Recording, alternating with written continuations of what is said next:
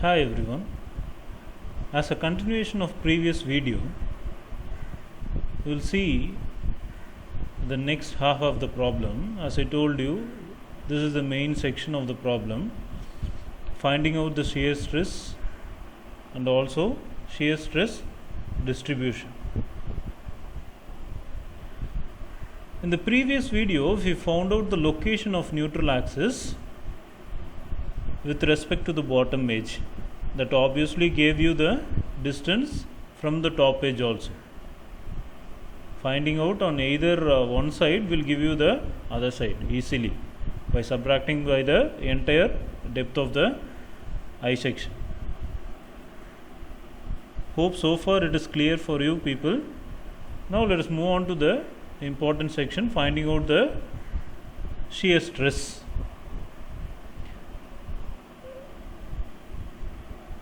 Finding out the shear stress, you have already know the formula for shear stress.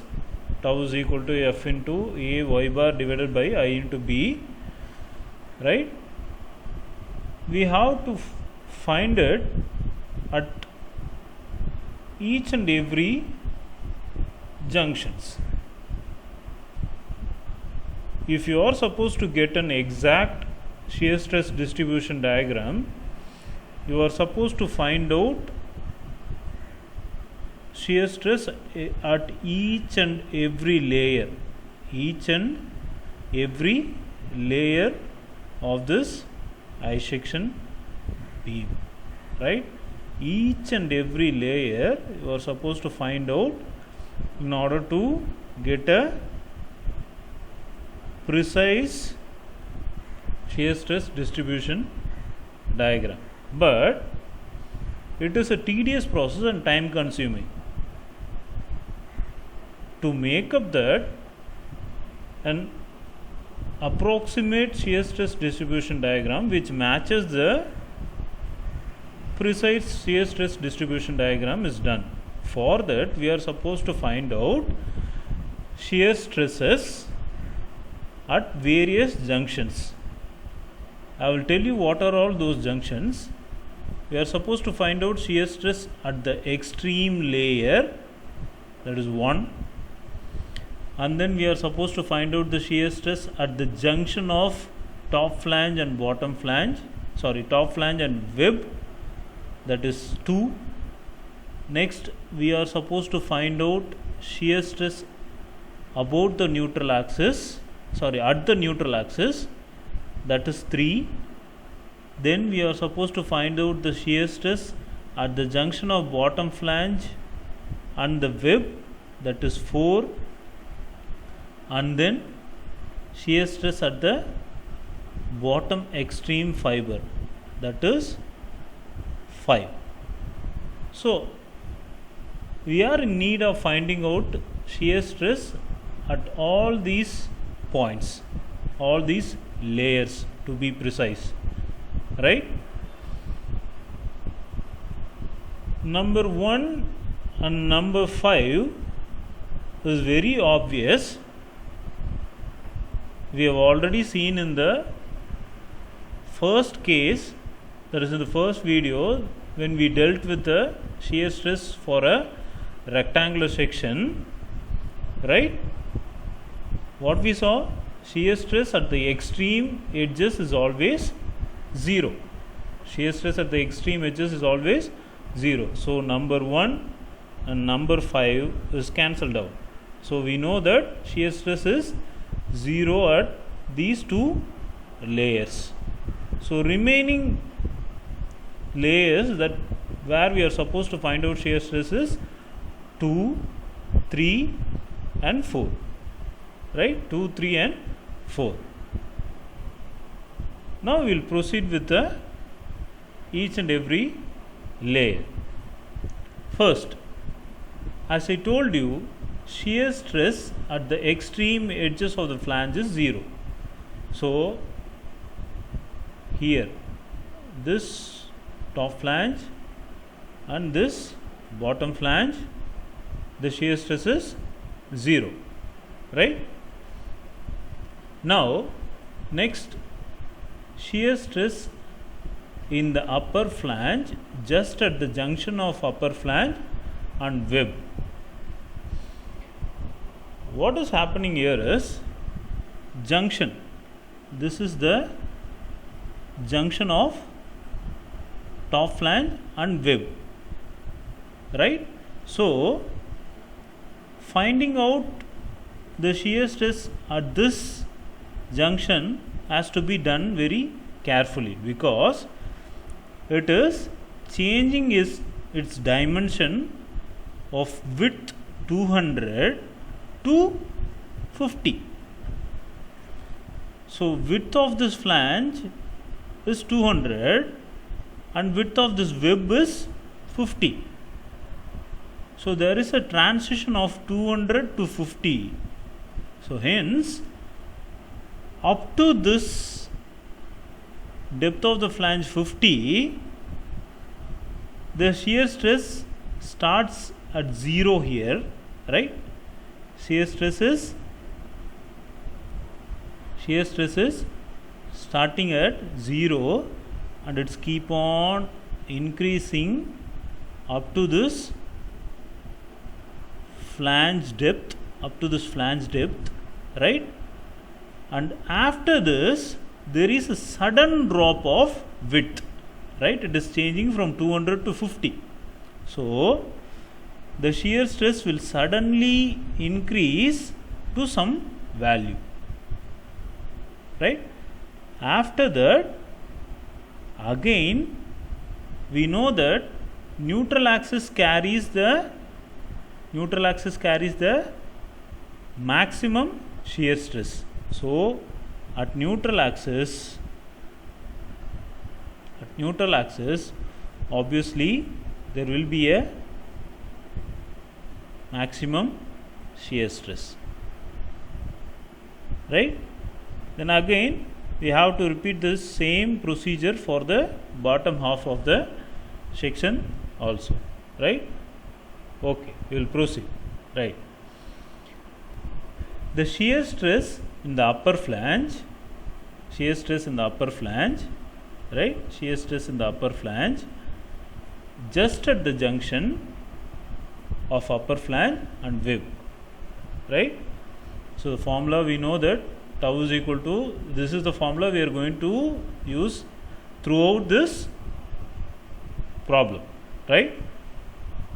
Tau is equal to F into A y bar divided by IB. A y bar is equal to moment of area of upper flange about neutral axis. A is the area of the upper flange and y bar is the distance of CG of upper flange from the neutral axis, right? This you can remember, right, with the thing we saw earlier. You can take a look at it, right? So y bar is distance of the CG of the portion that we are considering, shaded portion that we are considering, distance of the CG of this shaded portion with respect to the neutral axis. From the neutral axis, what is the distance of this CG? This is the same thing we are going to apply there. That's why I told you, knowing this, we can easily solve I section, right? Now moving on to that particular part, right? So distance of the CG of the upper flange from the neutral axis, right? Now area of the top flange is 200 into 50. So that is what they have given here. And then distance of the CG of upper flange from the neutral axis. So distance of CG of this upper flange from the neutral axis,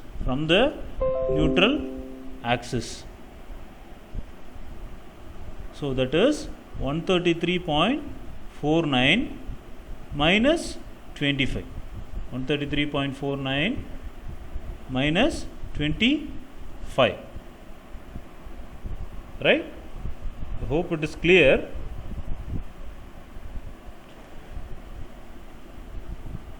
So that is what they have taken here. What is this 133? 133 is the entire distance of this neutral axis with respect to the top edge. We have to subtract this distance. That is nothing but your 25, half of this flange depth. The entire flange depth is 50, half of it is 25. So we are supposed to subtract 25, which will give you the distance of this CG from the neutral axis to be 133.49 minus 25. That is your y bar. So width of the upper flange, we know it as 200. That is, width of the upper flange at the junction is 200. Right? Now substituting all the value, tau is equal to 50,000 into area into y bar is this value, and then we know that I is 2.849 in 10 power 8. Here they are given as 108. Kindly change it into 10 power 8. Right? It is 10 power 8. It is 10 power 8 into 200. So it will give you 0.9520.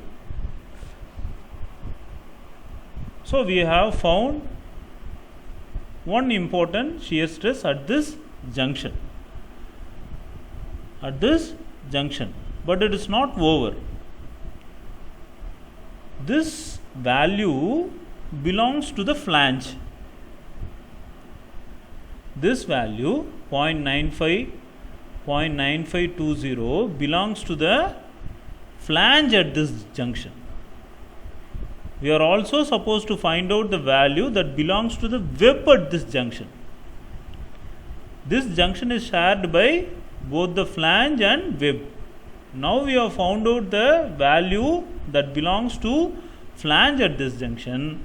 Now we are supposed to find out the value of shear stress that belongs to web at this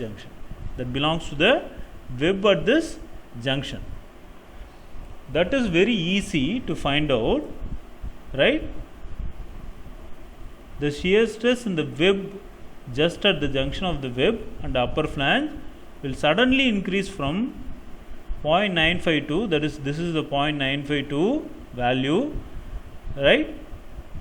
How it is going to increase? Because the width is going to reduce from 200, that is 200 of the flange, to 50 of this web.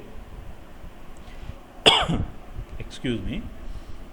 200 of this flange to 50 of this web. There is a simple mathematical equation, that is shear stress in the web at the junction of the web and the upper flange, right? So we are supposed to find out this.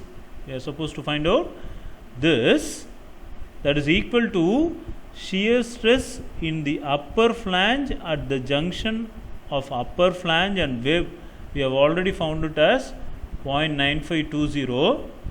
This is the statement, right? Given here. This statement corresponds to this, and this statement corresponds to this, right?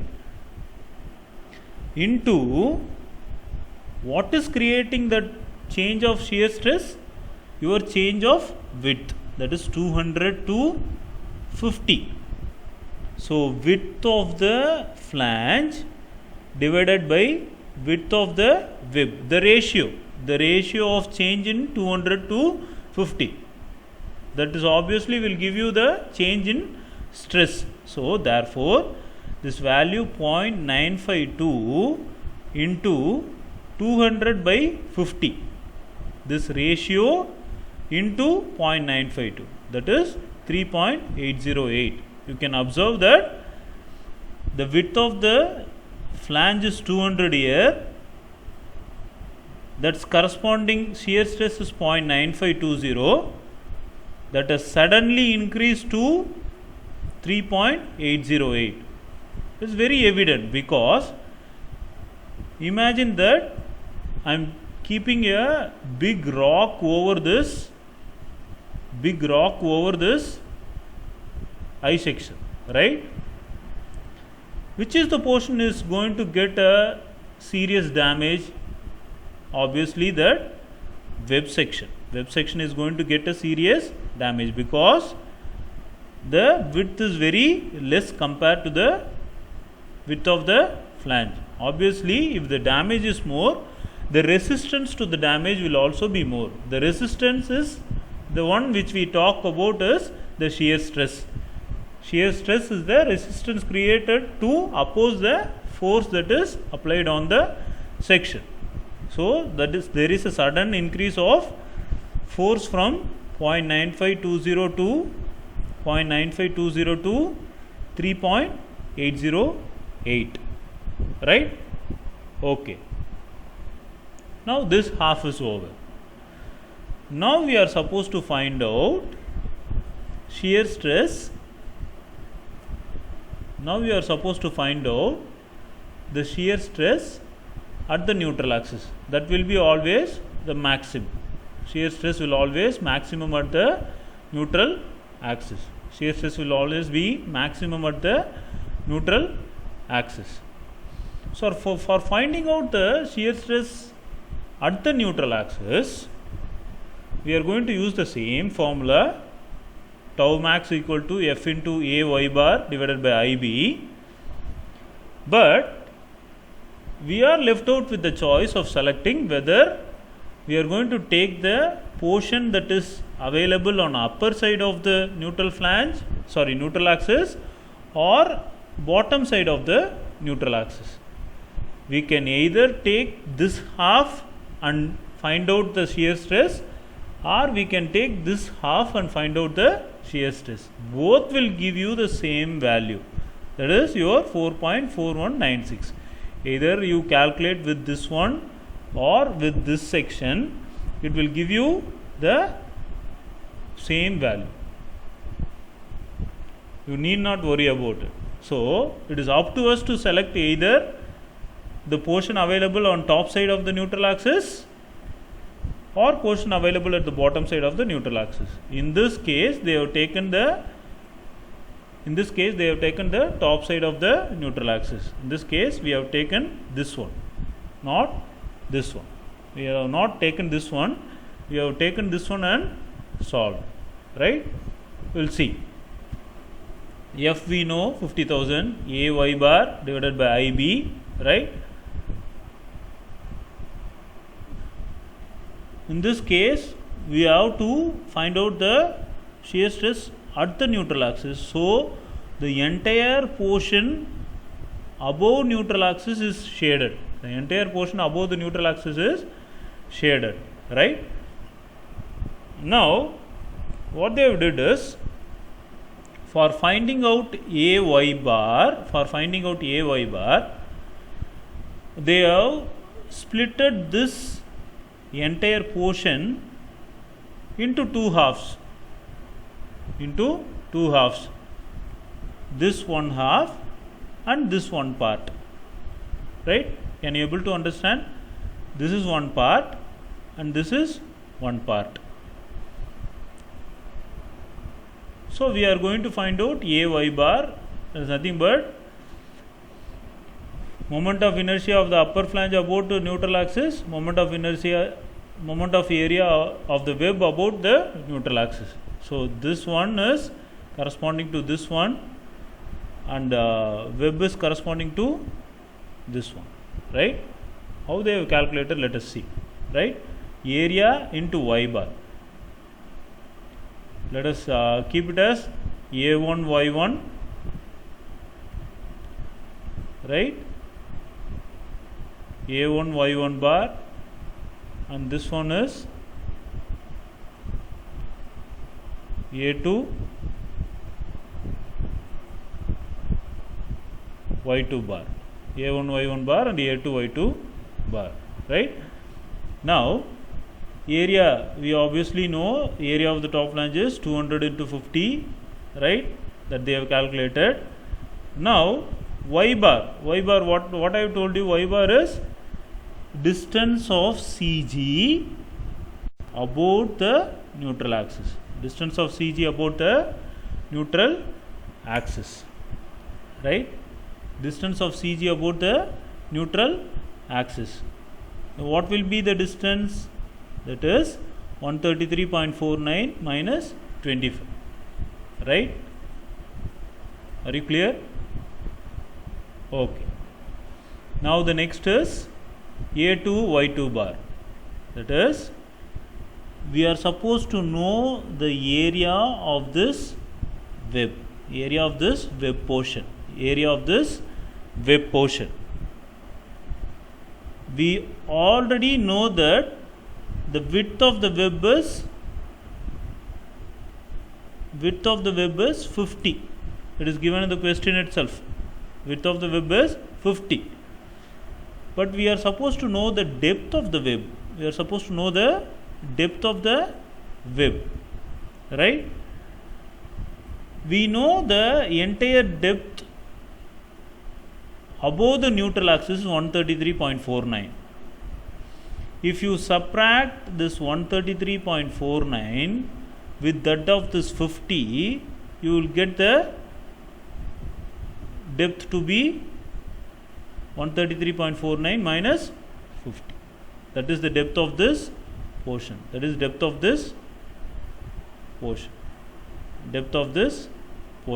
Right? Entire portion.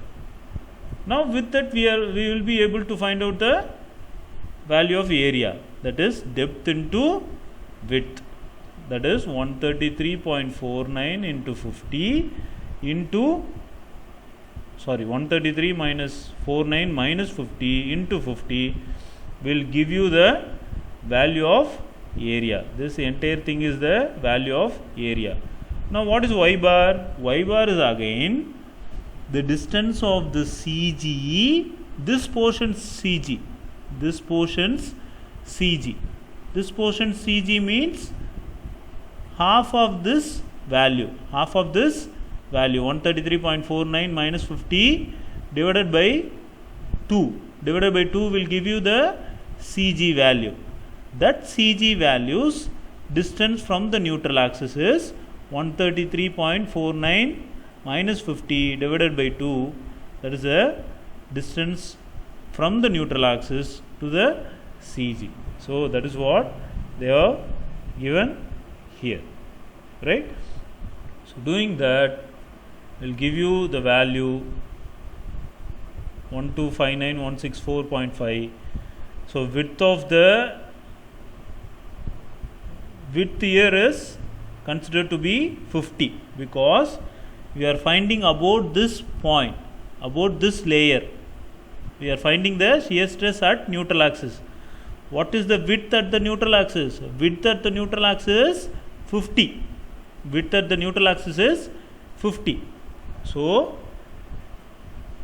50,000 into 1259164.5 divided by 2.849 10 power 8 into 50 will give you the value of 4.4196, which is greater than the value we saw previously, right? Initially 0.9520, then 3.808, now it is 4.4196. So it is obvious that neutral axis contains the maximum shear stress, right? Now we have to do the procedure what we did here to the bottom half also, right? Then only we will able to complete the shear stress distribution diagram. So it is very easy.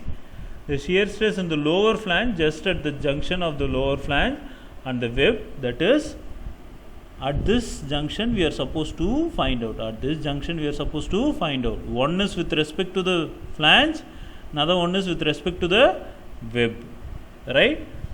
So first we will find out with respect to the flange, that is area is 130 into 50, right? Area is 130 into 50. Then y bar is again distance of the CG from the neutral axis. Distance of the CG from the neutral axis, this distance. That is, we already know that the entire distance from the neutral axis to the bottom layer is 166.51. If you subtract this half of the value, because CG lies half of the value of the flange, if you subtract 166.51 minus 25 will give you this entire depth, right? So that is what they have put here, y bar. So that will give you a y bar. Now width of the lower flange is 130. So at this junction it is 130, right? They have considered it. Now substituting all the value, tau will get you to 1239 Newton per mm square. Same procedure for finding out with respect to web. What we found out now 1.239 is with respect to the flange. Now we have to suppose to find out the value with respect to the web, because web and flange both are sharing this junction. So what we did previously is change in the width of the flange to the change in width of the web. We found out the ratio and multiplied with the flange value. Same thing we are going to do here. What we are going to do is write 1.239 into 130 divided by 50. 130 divided by 50. That is, it is changing from the width of 130 to 50. Here it is 50. So it is changing from width of 130 to 50. As I told you, the shear stress will suddenly increase. So multiplying that, we will get you the value of 3.22 Newton per mm square. You can see that it is suddenly raised from 1.239 to 3.22. Now with all this value, you are supposed to draw the shear stress distribution diagram, right? First we got the value of 0.92, that is at this point it is 0, at this layer it is 0, that is why it is starting at the point of 0. You are supposed to first draw a reference line. We are starting at the point as 0 at the extreme layer. Now it ended up at the value of 0.952, right? You can see here it is 0.952 at the upper flange, just at the junction of the upper flange, right? So the shear stress is increasing from 0 to 0.952. Now suddenly the value is rising from 0.95 to 3.802, because 200 to 50. The width is dropping from 200 to 50. So there is a rise in stress, 3.808. That is what they have made it here, that 3.808. It is a rough scale. You can do it with a rough scale.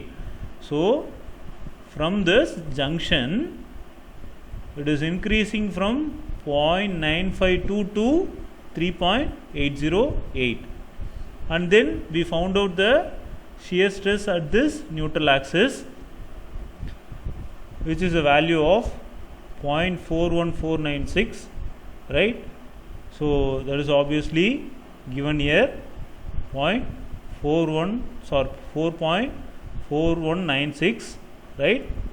That is, we have to make a curve that is increasing from 3.808 to 4.4196. Now again at the bottom half we did the same. We found out the value. We found out the value at the flange section to be flange section with respect to the junction of the web is 1.239. That got suddenly increased to 3.23 in the web section, right? So that is what happening here. At the web section, it is 3.22, right? And then it is 1.239, then ending at 0, because both at the extreme both at the extreme fibers it is 0, right? And this is corresponding to this one. Again, this is corresponding to this one, right? Hope it is clear for you people, right?